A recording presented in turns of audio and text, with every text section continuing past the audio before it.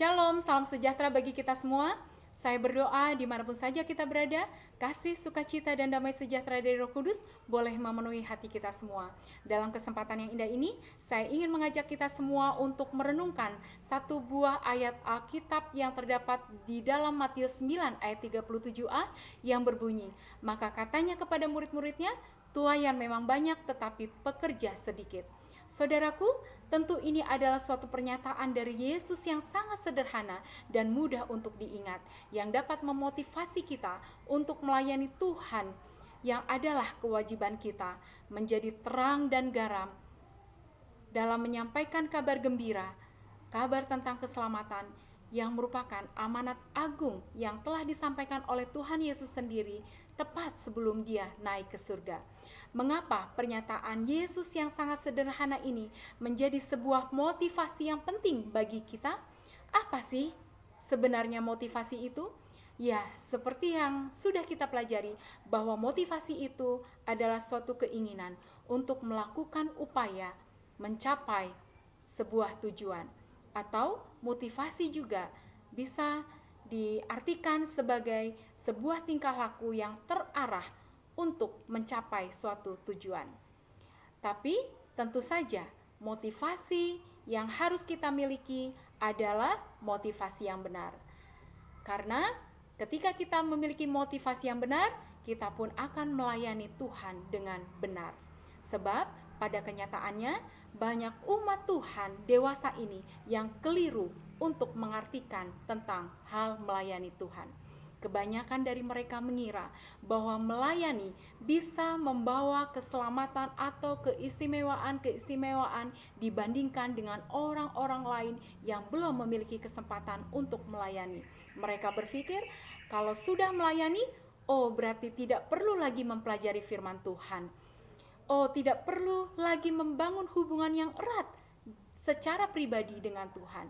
Ada pula yang terjebak pada motivasi-motivasi pribadi yang mementingkan diri sendiri, seperti popularitas, ketenaran, bahkan mengincar uang.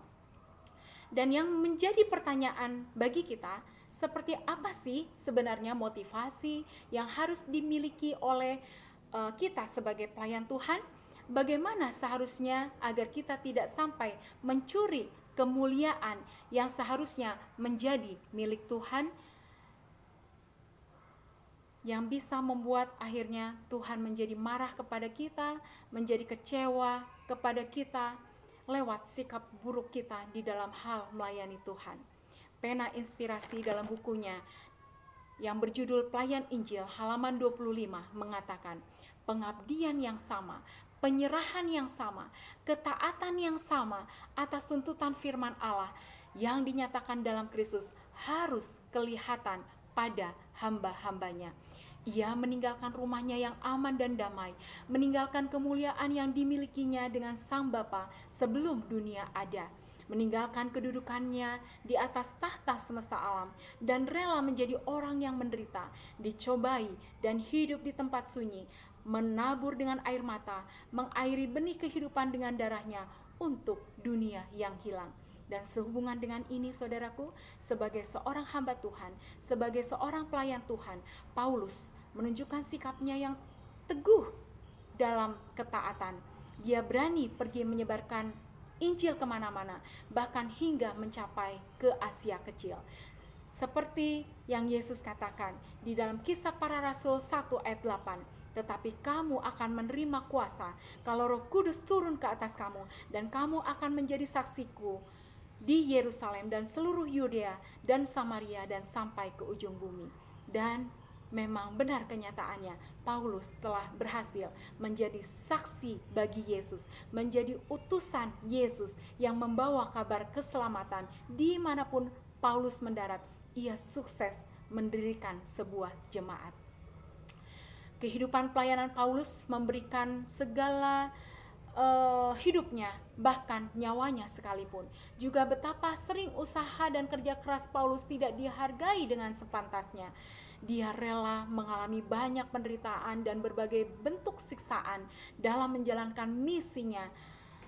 Dan Kiranya kehidupan Paulus yang seperti ini boleh memotivasi kita juga sebagai umat Tuhan untuk melayani Tuhan dengan benar. Paulus tidak pernah kecewa atau sakit hati kepada Tuhan. Sebaliknya, ia malah tidak pernah menuntut apa-apa dari Tuhan di dalam pelayanannya. Ia tidak meminta kemudahan, keistimewaan dalam menunaikan tugas pelayanannya di seumur hidupnya. Satu nasihat yang Paulus berikan di dalam 1 Korintus 10 ayat 31 yang bisa kita renungkan juga. Dikatakan, jika engkau makan, jika engkau minum, atau jika engkau melakukan segala sesuatu yang lain, lakukanlah semuanya itu untuk kemuliaan Allah. Jadi saudaraku, Paulus berhasil menjadi pelayan Tuhan yang baik adalah dari motivasinya yang benar, yaitu bahwa apapun yang kita lakukan seharusnya itu diarahkan untuk kemuliaan Tuhan dan bukan untuk mencari popularitas atau keuntungan pribadi.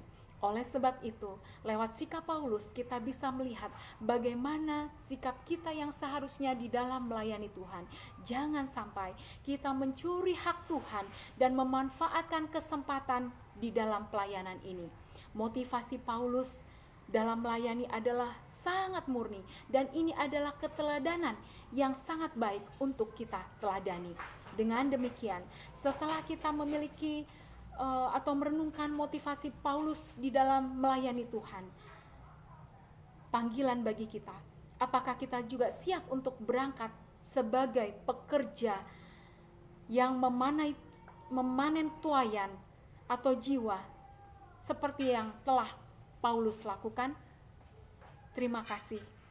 Kiranya kita boleh menjadi saksi bagi Tuhan dan boleh menjadi pekerja yang giat untuk melakukan pekerjaan Tuhan dan memanen tuaian yang sudah dipersiapkan Tuhan bagi kita. Terima kasih, Tuhan Yesus memberkati.